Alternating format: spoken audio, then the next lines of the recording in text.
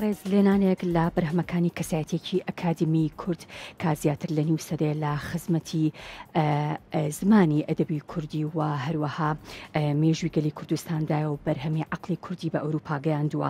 زۆر بەڕێز دکتۆر فەریاد فازڵ عومەر، سەرۆکی ئینستیتوتی خوێندنی کوردی لە بەرلین لەلایەن سەرۆک کۆماری ئەڵمانیا، یەکێک لە خەڵاتە بنرخەکان کاملوانکەی خاچە خەڵاتی لێهاتوویە پێی بەخشرا.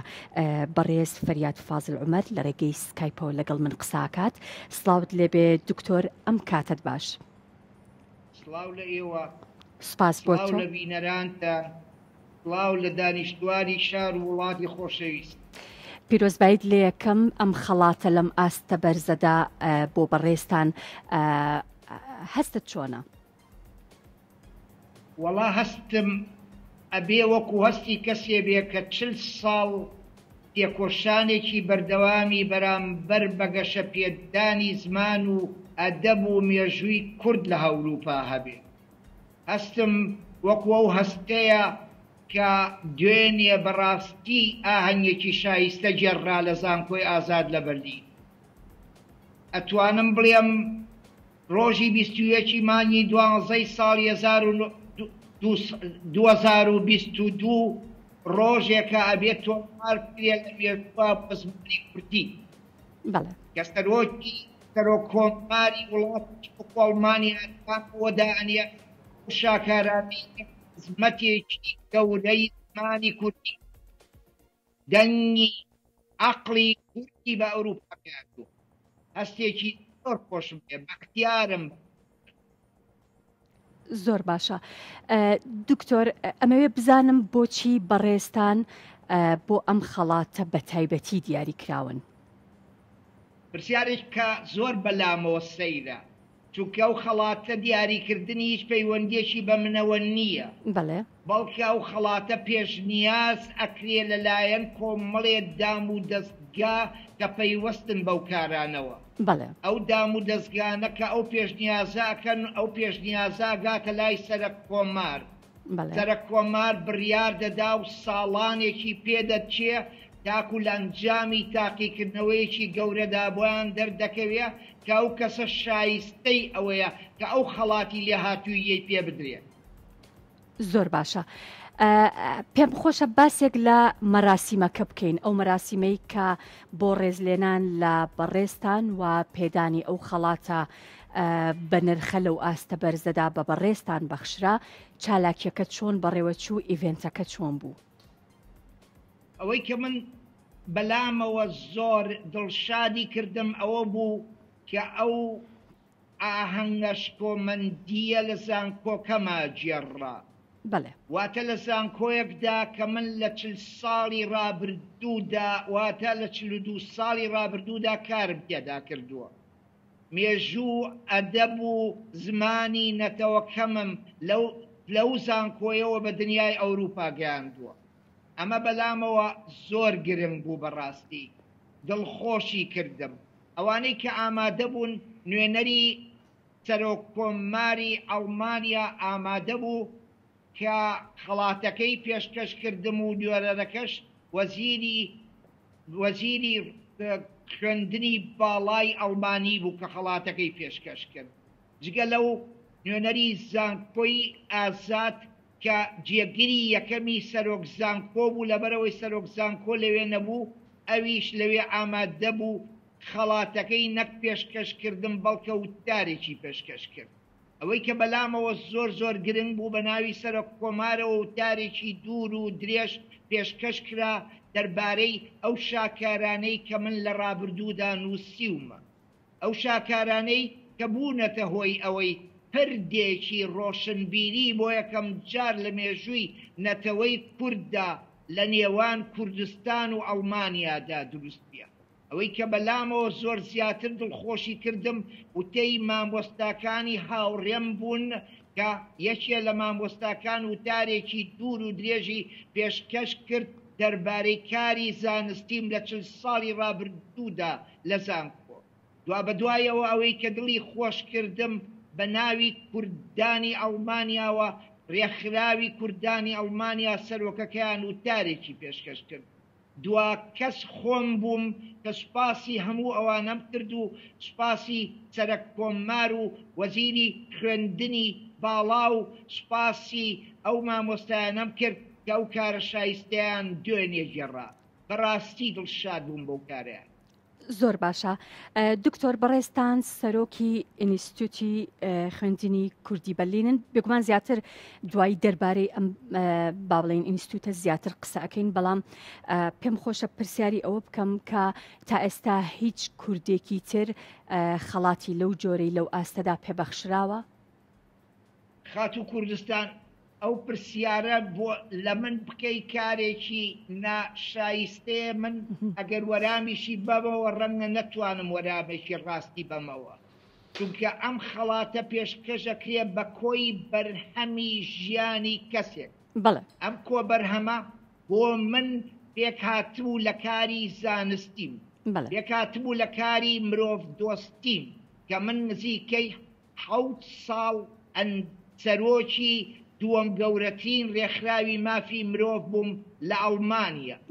دەکاتوە لەوەی کە باری ژیان ئەوسوکرد لە ڕووی باری کۆمەڵایەتی چۆن لە کۆبەڵگاکە.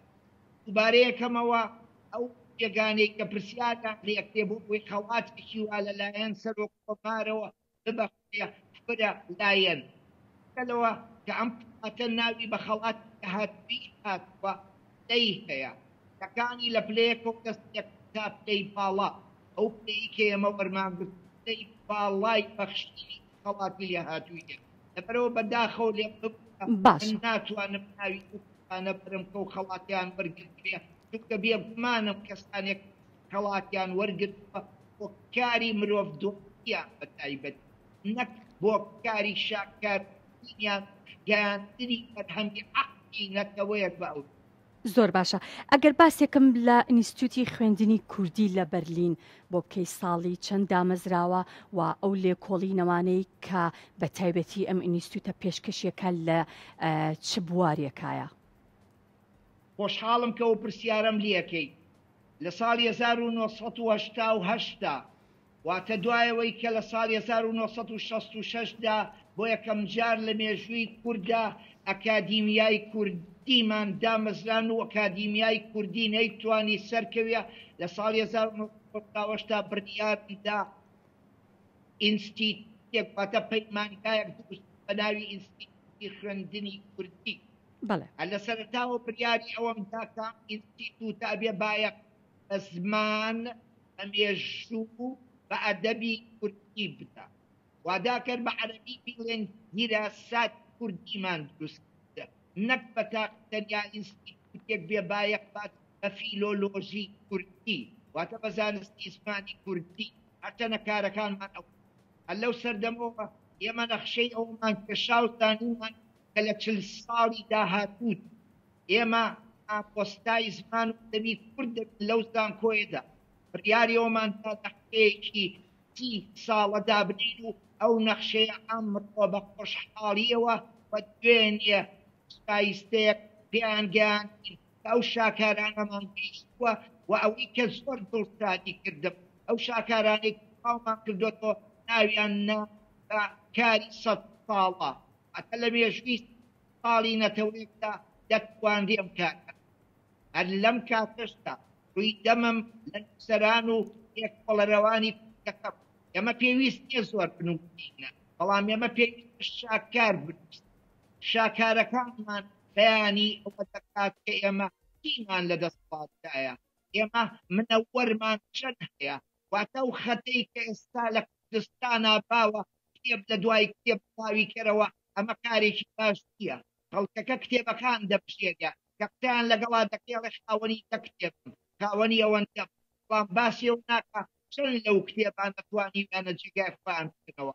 بە شانازیەوە دەیڵێم ئینستیتوتی خوێندنی کوردی جگە لەوەی کە لێکۆڵینەوەی زانستووانەکانی زمانی کوردی بە شێوە زمانەکانی کورد توێتەوە تاکە یەکخراوێکی زانستی کوردیشە کە توانیوێتی بەرهەمەکانی بە هەردوو ئەلفوبێی کوردی بە ئەلفوبێی عەرەبی و ئەلفوبێی لاتینی پێشکە، واتە ویستوێتی ڕێگا خۆشکەرە بێ ناوی تێگەیشتنی کووردا لەو بەرهەمانەی کە پاوی کاتەوە بەسەر بەرزیەوە ئەمڕۆ لەم بەرنامەی ئێوەدا دەڵێم ئێمە یەکەم خلالی زانین کە ئەو کارەمان کردووە بۆی نەتەوەی کورد بەرەو یەکبوون بەری. زۆر باشە دکتۆر، جگەل لەو بابەتانەی کە ئینستیتوتی خوێندن لە بەرلین گرنگی پێدات کە پەیوەستە بە زمانی کوردی و کللتور، هەندێک پرسی هەنووکەی تر هەن یان هەندێک بابەتی تر هەن وەک هونەرە جوانەکان، مۆزیک، ئەمانە هیچ گرنگێکی پێدراوە؟ پرسیارێکە زۆر لە جێی خۆیدایە. لە پەیڕە و پرۆگرامی ئینستیتوتی خوێندنی کوردیە نووسراوە کە ئێمە بایەخ بە زمان، بە ئەدەب، بە مێژوو، بە هونەری کوردی بە هەموو بەشەکانی و دەدەین. لەم کاتەدا کەم گفتوگۆیم لەگەڵدا دەکەی بەرنامەیەکمان بەدەستەوەیە، حەز ناکەم ناوی زانکۆکە بەرم جارێ بینیە سەرۆشی زانکۆکە ئەکاتە بەرلین و نیاز وایە ئێمە بۆ یەکەم جار لە مێژووی کووردا باسی بیکەین بەوە کە هونەری کوردی بە دنیای ئەوروپا پێشکەشکەین. بەڵام لە سەرەتای گفتوگۆمانین هێشتا نەخشەکەمان نەگرتووە.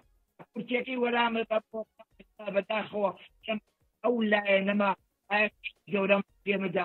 بەڵام بۆ گوتم پرۆژەیەکە لە پرۆژەکانما سەرۆشی زانکۆی لە زانکۆکانی کوردستان بینێ ئەگاتە ئەرشید و ڕەنگەیە بگەینە ئەنجامی ڕێکەوتەکەی کە بابڵین گالەریەک یا خۆت پێشانگایەکی بەردەوام بۆ هونەری کوردی لە بەرلین نابکەین.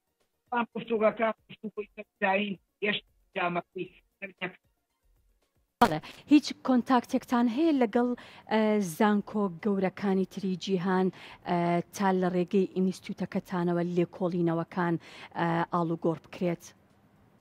ئێمە لەم بەرنامەیەوەدا بە ئاشکرا باسی دەکەم. ڕاستە ئێمە ئینستیتوتێکی زانستین بۆ لێکۆڵینەوەی کوردی، بەڵام پەیوەندی بەردەواممان لەگەڵ دام و دەستگاکانی دنیادا هەیە. بە تایبەتی لە زانکۆکانی کوردستان خۆم گەڕامەوە، زانکۆی سلەیمانی بە شانازیەوە 2 جار وتارم تێدا پێشکەش کرد، زانکۆی سەلاحەدین دکتۆرای فەخریان پێشکەش کردم و 2 جار وتارم تیا پێشکەش کرد، زانکۆی هەڵەبجە بوومە میوانیان و وتارم تێدا پێشکەش کرد و سرم کەچ کرد لە ئاستی مۆنۆمنتی هەڵەبجەدا بە شانازیەوە و وتارێکم لە مۆنۆمنتەکەدا پێشکەش کرد. چوم بۆ زانکۆی دهۆک و لەوێش وتارێکم پێشکەش کرد. زانکۆکانی ئەوروپاش ئەو زانکۆانەی کە بایەخیان داوە بە مێژوو ئەدەبی کوردی کەمیان ماون کە من وتارم لە 40 ساڵی ڕابردوودا پێشکەش دەکرد. جوابێ ئێمە پەیوەندیێکی باشمان هەیە. هەر لێرەدا حەز دەکەم ئەوە بڵێم کە پەیوەندیێکی زۆر ڕاستە و باشمان لەگەڵ بنکەی جینی سلەیمانیدا هەیە. بەڕاستی بایەخێکی گەورەیان داوە بە بجانەوەی تووری ئەو لێرەوە دەستیان بێ و فراز بن. زۆر سپاس دەکەم بەڕێز دکتۆر فەریاد فازڵ عومەر، سەرۆکی ئینستیتوتی خوێندنی کوردی لە بەرلین. جارێکی تر پیرۆزبایت لێکەین و سپاس کە لە ڕێگەی سکایپەوە لەگەڵم